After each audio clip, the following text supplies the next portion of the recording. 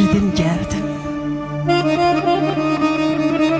Ömrü sensizlikte itirdim geldim.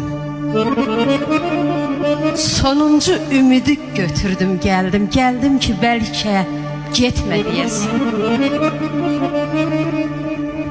Mən səndən xəbərsiz gedərdim ya da uzaqdan uzağa əl eyləyərdim. Sən olan yerlərə gətirib məni tutub əllərimdən sənsizlik dərdim. Gəldim ki bəlkə getmə deyəsən. Ömrüm baharında qəm çiçəkləri,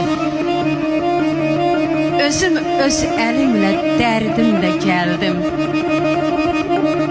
Həsrət köynəyini qolumun üstə saçımı yoluna sərdim də gəldim.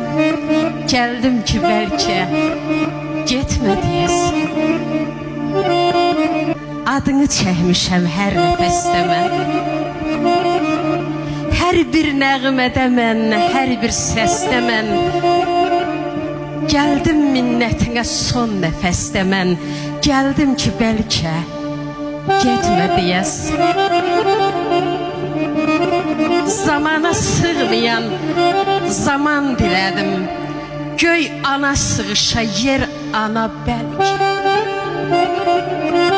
Mən səndən bir anlıq aman dilədim. Bir ömür sığışa bir ana bəlkə. Gəldim ki bəlkə getmə deyəsən.